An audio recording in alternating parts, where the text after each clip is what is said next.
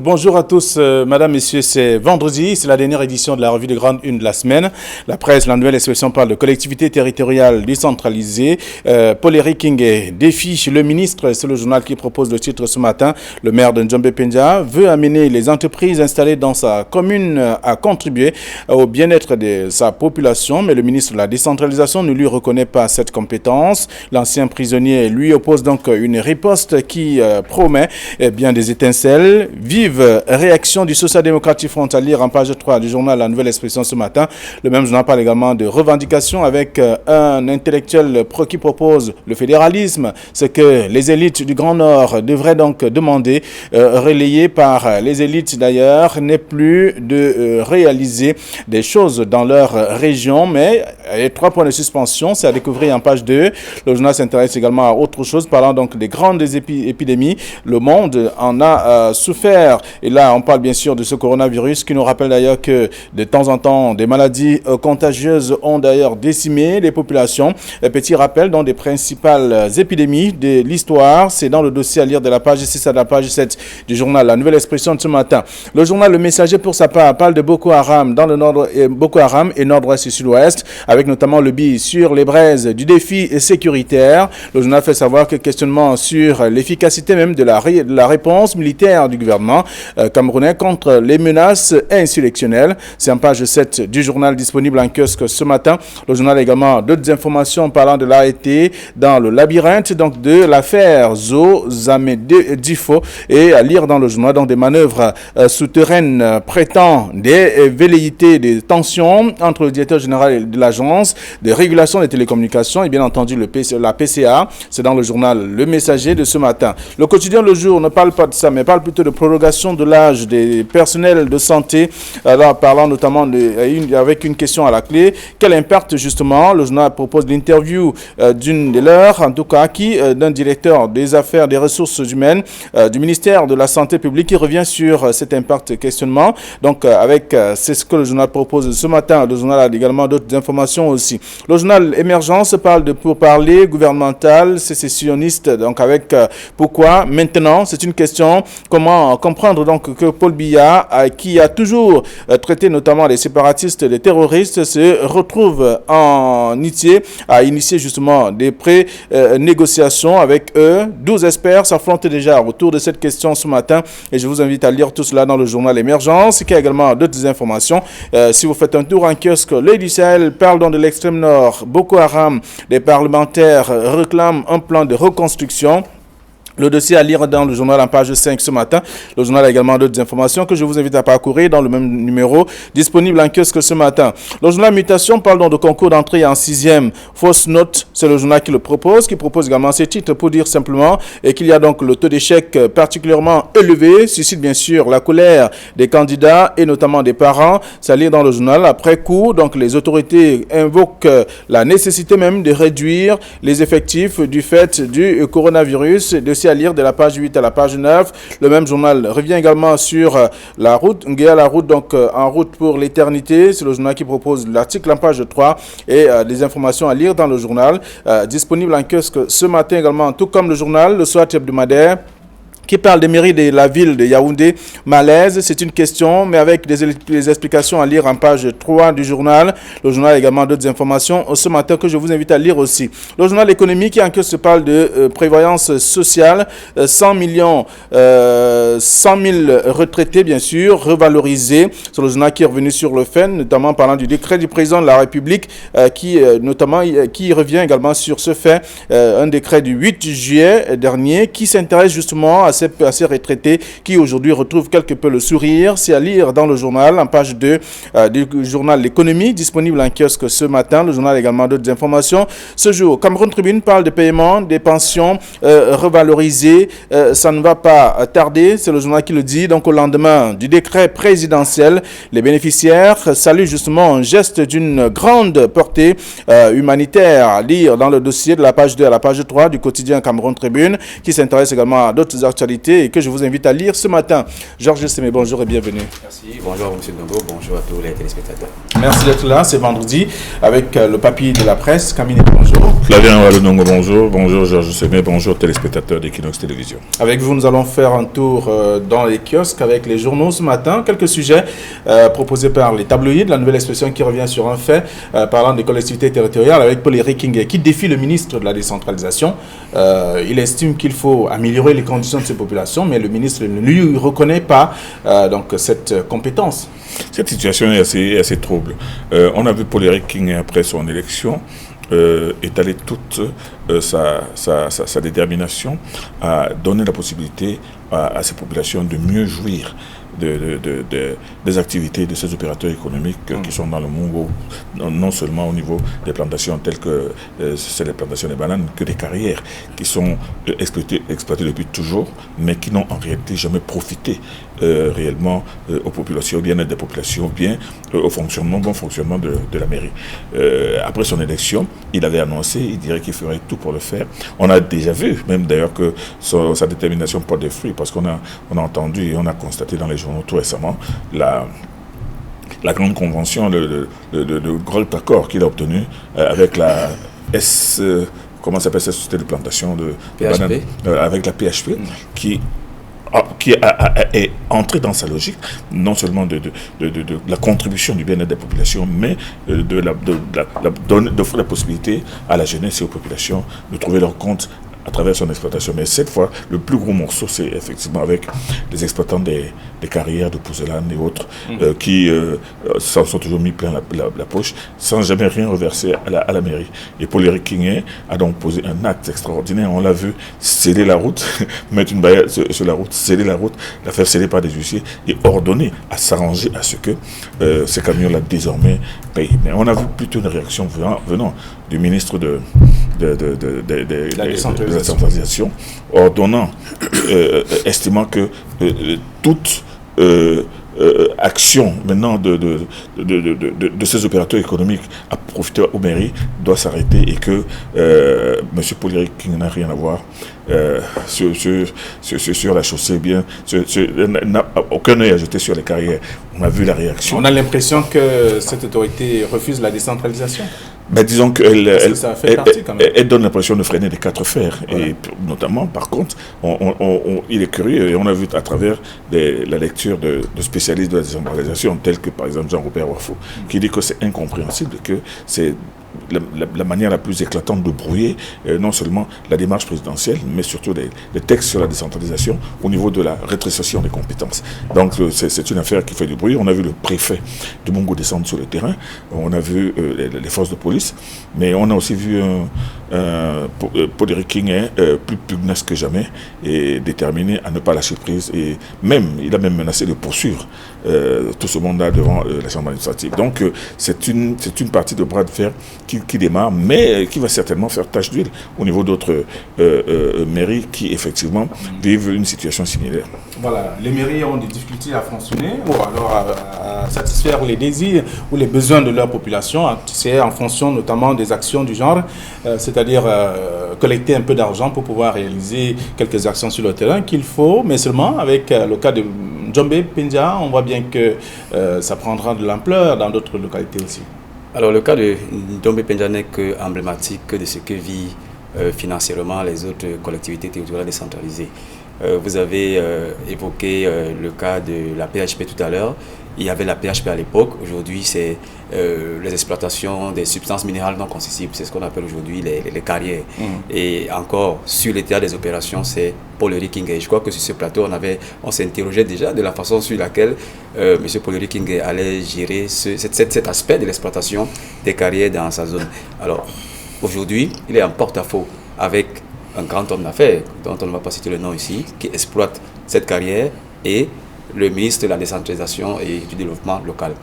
L'histoire parle de ce que Paul-Éric Kingué, dès qu'il a pris la mairie, il a décidé de faire jouir des fruits de ces carrières à ces populations parce qu'il estimait qu'il y avait des trafics, il y avait une évasion de revenus qui allait plutôt dans d'autres poches que de bénéficier aux populations. Il a donc décidé de mettre fin à cela et il y a quelques jours, il a procédé à une opération de scellé de ces exploitations de substances minérales non concessibles et quelques jours après, le préfet est venu casser les scellés sur instruction de la hiérarchie.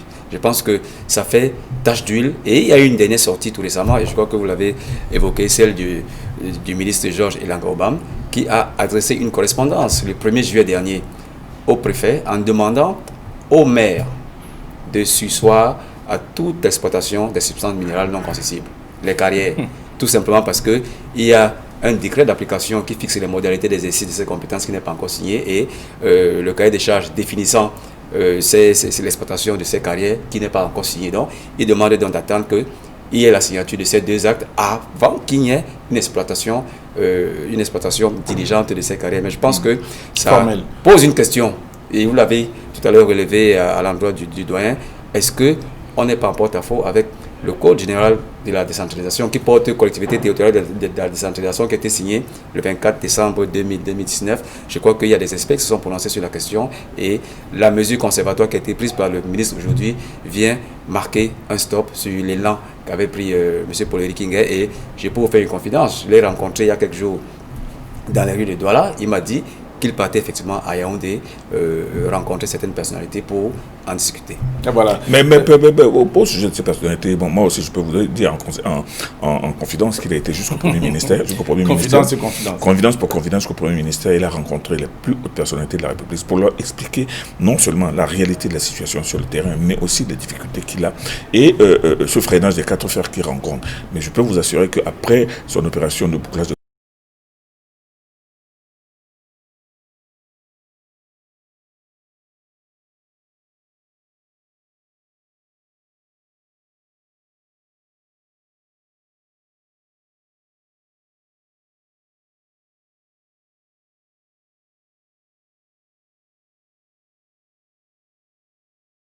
certainement le bien fondé des Poléréquins et de permettre qu'on voit un peu plus clair dans ce combat qui en réalité est absolument légitime. Alors, c'est ce qu'on peut lire dans le journal ce matin, en page 3 de la Nouvelle Expression, avec notamment les explications de Jean-Robert Wafo, ancien maire SIF, donc, qui aujourd'hui revient, parle de ceux qui gardent ou qui gardaient encore espoir, qui n'y croient plus définitivement donc, à la décentralisation, mais seulement à partir de ce geste, on comprendra davantage des faits. C'est à lire en page 3 de la Nouvelle Expression. Alors, autre actualité également qui fait jaser, il s'agit là de pourparlers gouvernement sécessionniste dans le journal Émergence. Pourquoi maintenant? C'est la question que se pose le journal, mais on sait déjà qu'il y a 12 experts qui s'affrontent autour de cette question. Oui, comme tous les vendredis, il y a une question qui est posée et 12 experts s'expriment là-dessus.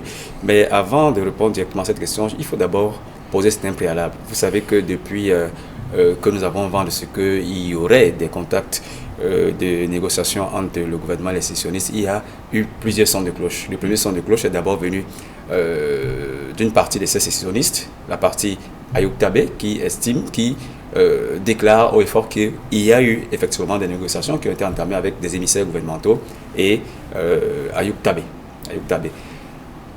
Dans le même temps, juste après la sortie d'Ayoub Tabé, il y a d'autres franges sécessionnistes, la frange Sako et la frange Chaud Ayaba, qui disent qu'eux, ils ne sont pas informés de ces démarches et portent leurs réserves quant à la démarche de négociation qui est aujourd'hui engagée entre le gouvernement et Ayoub Tabé. Voilà.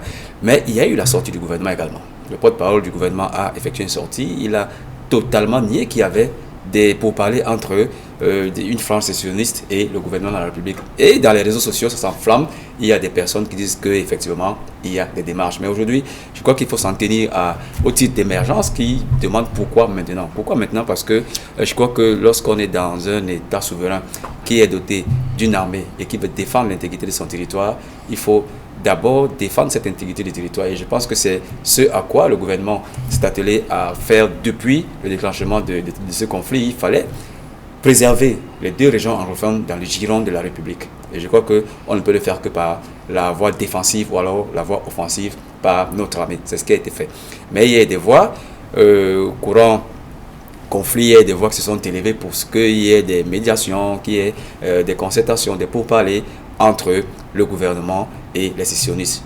Certaines voix venaient de l'extérieur. Nous avons vu une médiation suisse qui s'était proposé, qui a proposé ses bons offices afin d'accorder les deux parties sur une table de négociation. Bon, alors, il ne peut pas avoir de fumée sans feu, comme on dit d'ailleurs. Effectivement, mais jusqu'ici... si on parle aujourd'hui, ça veut dire qu'il y a donc eu une... Mais jusqu'ici, il n'y a pas encore eu une concertation concrète. Et comme vous dites, il s'agit d'une fumée. Peut-être il y a un feu sous le boisseau, mais je crois que la position du gouvernement est aujourd'hui tout à fait claire. Il n'y a pas de négociations qui ont été entamées. Et du côté des sécessionnistes même, je crois qu'il n'y a pas une fédération. On ne fédère pas dans le sens de la négociation. Il y a une division et la frange Ayuk Tabé, elle, annonce des négociations alors que d'autres franges disent que non, ils ne sont pas partants pour ces négociations. Ils s'accrochent mordicus à la sécession et je pense que ça jette plutôt de la confusion dans l'opinion. D'accord. Et nous avons le devoir d'apporter toutes les clarifications sur cette question. Mais vous savez que pour accéder à ce type d'informations, c'est extrêmement difficile et on ne peut s'en tenir qu'aux différentes positions que j'ai évoquées tout à l'heure. Alors, vous vous associez aux 12 experts qui s'affrontent déjà autour de cette question. Camille Nelé, pourquoi maintenant, parlant notamment de ces pourparlers, gouvernement sécessionniste? Nous avons l'habitude tous les vendredis, effectivement, d'assister à cette joute entre ces 12 experts qui traitent d'un sujet plus ou moins d'actualité. Bon, mais nous espérons que la question posée cette semaine, ce vendredi, permettra à ces experts d'être sincères et de voir les choses avec lucidité. De voir les choses avec lucidité parce que la question même qui est posée, c'est une question assez insidieuse. Pourquoi maintenant? Il n'est jamais trop tard ou trop tôt pour faire pour discuter, pour négocier. Il n'est jamais trop tard. Et surtout, on négocie en fonction de la réalité du terrain. Maintenant, pour aller un peu plus loin... Il pose la question justement parce que le journal, quelque part encore, explique qu'il y a quand même des membres du gouvernement qui estimaient qu'on ne peut pas discuter avec les terroristes. Écoutez, quand il pose la question, pourquoi maintenant? Vous savez depuis combien de temps les gens demandent qu'il y ait une négociation? Et pas seulement des membres du gouvernement, pas seulement des esprits libres ou des organisations. Il y en a qui estimaient qu'il faut que l'État du Cameroun négocie. L'État du Cameroun se rapproche effectivement de ces groupes armés, pendant que leur chef est en prison, mais surtout avoir la démarche assez violente des leaders qui sont aux États-Unis et un peu partout à travers le monde. On sent que c'est des gens qui ne veulent absolument pas discuter et qui sont accrochés à leur but qui est ultime et simple, la sécession. Or, la sécession, vous savez très bien qu'aucun État au monde ne peut accepter la sécession. Parce que toutes ces personnes qui parlent de sécession et qui cherchent à justifier la création d'un État, oublient qu'en 1914, le Cameroun était uniquement germanophone. On parlait allemand de Koussereki aussi. Alors, c'est après la défaite de l'Allemagne en 1918 que la Société des Nations a pris des possessions allemandes en Afrique et elle les a partagées entre les vainqueurs. C'est ainsi que le Cameroun s'est retrouvé dépecé entre les Anglais d'un côté et les Français de l'autre. Mais que ce soit sur le plan linguistique, s'il y en a qui parlent anglais aujourd'hui, c'est parce que cette partie-là a été donnée à l'Allemagne et l'autre à la France. Bon, mais pour revenir à la réalité actuelle, on a vu que M. Sézoukou Ayuk Tabé, avant même d'être arrêté, avait passé dans Facebook où il était en train d'aller visiter des camps armés qu'il était en train de préparer dans le sens de l'obtention d'un pays à lui qu'on appelle l'Amazonie. Le Cameroun n'a pas accepté cela, les Camerounais ne l'ont pas accepté, c'était inacceptable. Et la réaction légitime de l'armée était effectivement de faire face à cette menace venue de l'extérieur pour pouvoir opérer une partition dans l'État du Cameroun. Maintenant que la guerre ne fait que s'enliser, on se retrouve dans une guerre asymétrique avec des gens qui font la guérilla, qui se cachent, qui frappent, qui disparaissent, qui kidnappent des gens, qui les tuent par-ci par-là. Bon, cette guerre, c'est une guerre d'usure, mais c'est une guerre qui n'est pas facile à gagner face à l'État qui a tous les moyens. Bon, maintenant, s'il faut donc parler de négociation, pourquoi pas? Mais seulement au moment où certainement, du côté de l'État, on était en train de se dire pourquoi ne pas jouer sur ce tableau. C'est là que l'information a fuité. On a vu immédiatement Sézoukou Ayuk Tabé lui-même déclarer que lui, s'il veut discuter avec quelqu'un, il discute avec Paul Biya. Il ne discute avec personne d'autre. Et ensuite, il a dit que non, son combat, c'est l'Amazonie. Bon, pendant ce temps, venant de l'extérieur, on a vu les extrémistes, les ultras, dire que non, M. Ayuk Tabé lui-même n'a aucune légitimité. Il y a un gouvernement déjà provisoire de l'Amazonie, il n'a rien à voir. S'il y en a qui veulent discuter avec lui, ce sera par perte et profit. Maintenant, on se retrouve donc dans une situation ambiguë. Y a-t-il eu concertation? Effectivement, n'y a-t-il pas eu? Je pense, tous les soirs, même dans la phraséologie du ministre de la Communication, parce que quand il dit que ce qui se dit n'est pas... conforme à la réalité. N'est pas conforme à la réalité, c'est certainement une litote, mais qui veut dire qu'il y a une réalité, mais cette réalité, c'est laquelle? Parce qu'il aurait pu dire dire que c'était révélé de toute façon. Oui, mais c'est une méthode. Mais il aurait très bien dire que jamais le gouvernement n'a entendu. Mais quand il dit n'est pas conforme à la réalité, on peut en faire ce qu'on veut. Donc, aujourd'hui, ces experts-là, au moment d'examiner cette réalité, au moment d'examiner même l'éventualité d'une négociation, il faudrait d'abord savoir que s'il y a négociation, c'est sur la base de quoi? S'il s'agit de négocier à partir d'une sécession avec un État ambazonien et un État camerounais, il est certain que le Cameroun n'acceptera jamais ce genre de débat. Alors, donc c'est le grand titre en tout cas du journal Émergence ce matin pour parler gouvernement sécessionniste. Pourquoi maintenant? C'est la question. Mais avec quelques 12 experts déjà qui s'affrontent autour de cette question, vous aurez l'occasion vous aussi de pouvoir donner votre avis après lecture. Si vous faites un tour en kiosque ce matin. Alors, le messager parle de Boko Haram, nord-ouest et sud-ouest. Le billet est sur les braises du défi sécuritaire.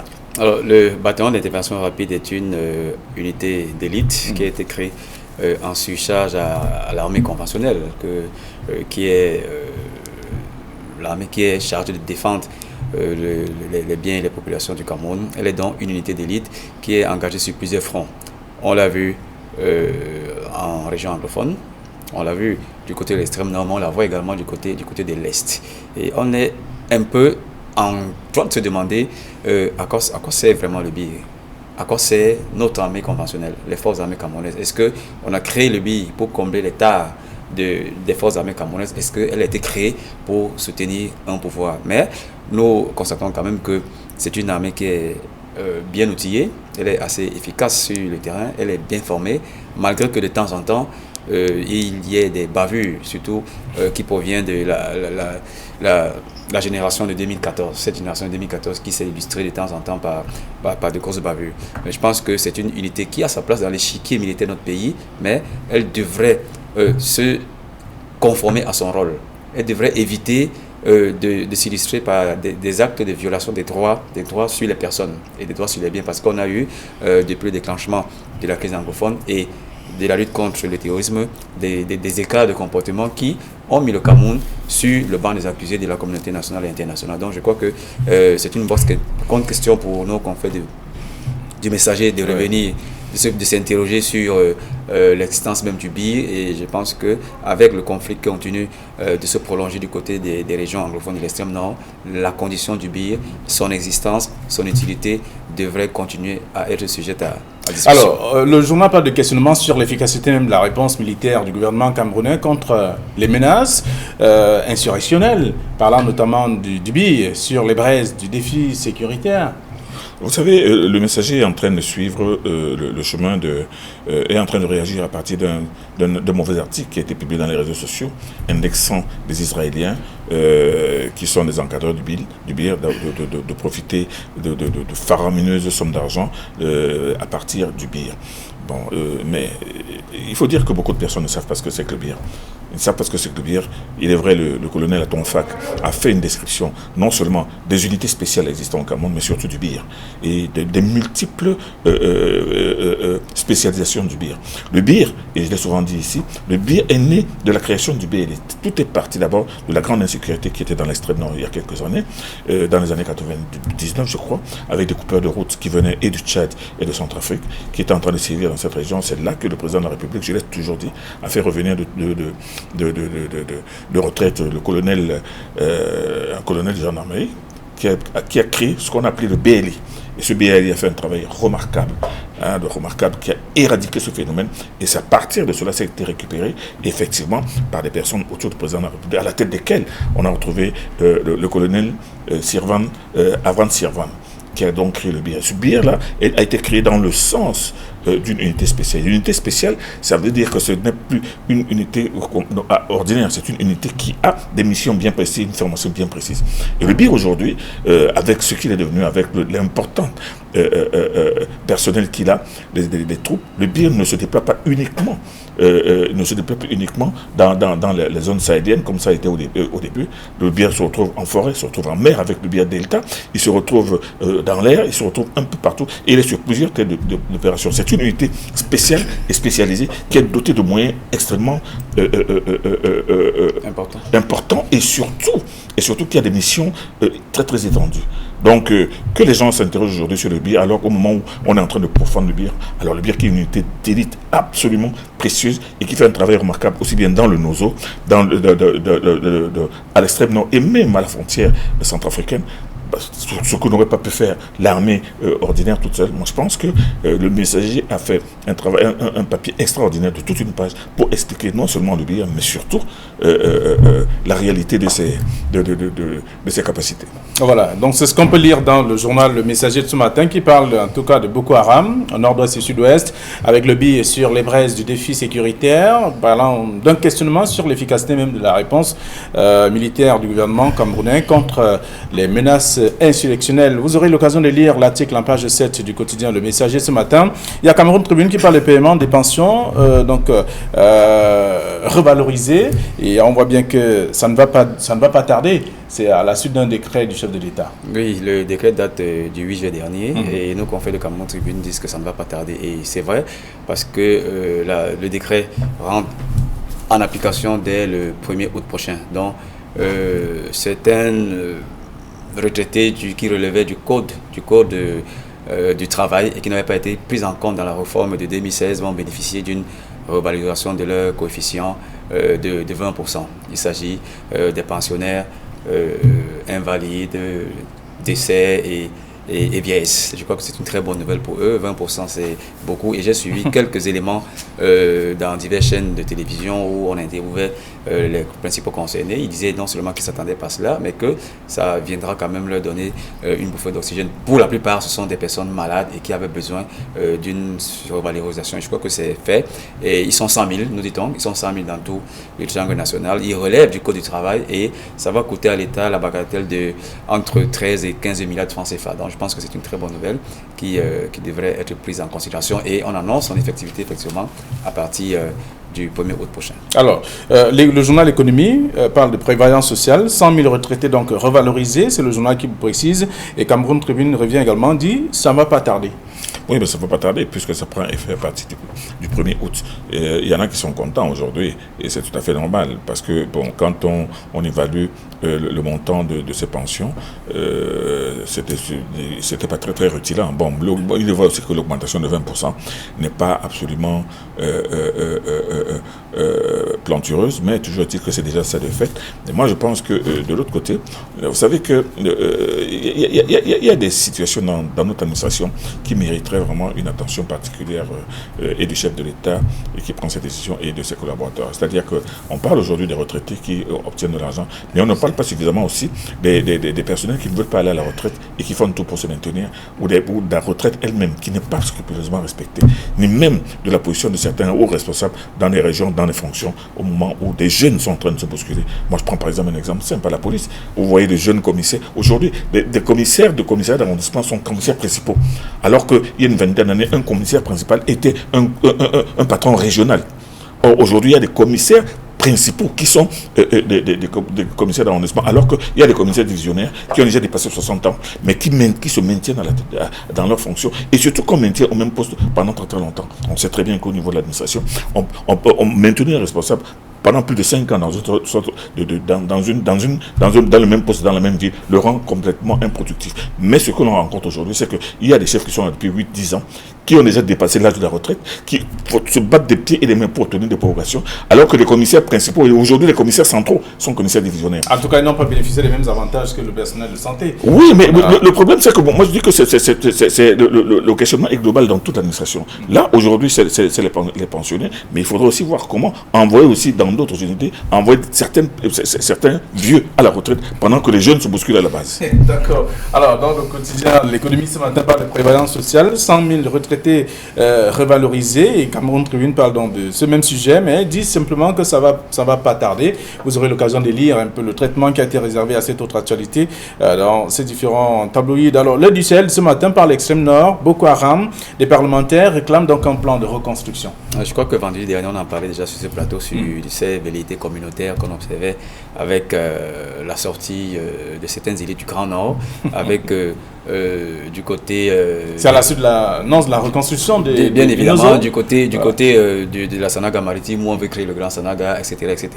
Et aujourd'hui, encore du côté du Grand Nord, on estime qu'il faut un plan de reconstruction de cette zone qui, il faut le reconnaître quand même, est aujourd'hui très entamé avec le conflit anti-Boko Haram que l'on connaît aujourd'hui, qui est même un conflit antérieur à la crise anglophone. Je pense qu'avec la mise sur pied du plan de la mission Tasson, la mission de reconstruction Tasson, qui va engager des travaux de reconstruction du Nozo, nos frères, nos compatriotes du Grand Nord estiment également qu'ils devraient avoir l'appareil parce qu'ils sont également sinistrés du fait des affres de Boko Haram et ils devraient mériter qu'il y ait un plan de reconstruction dans leur zone. C'est tout à fait légitime et je pense que sans que ça ne devienne comme une espèce de revendication malicieuse, je pense qu'ils méritent amplement avec tous les dégâts qui ont été causés, humains, matériels, financiers qui ont été causés de ce côté, qu'on vote au moins un budget de reconstruction dans ces deux régions. Alors, Kamineli, c'est pour sortir de l'émission.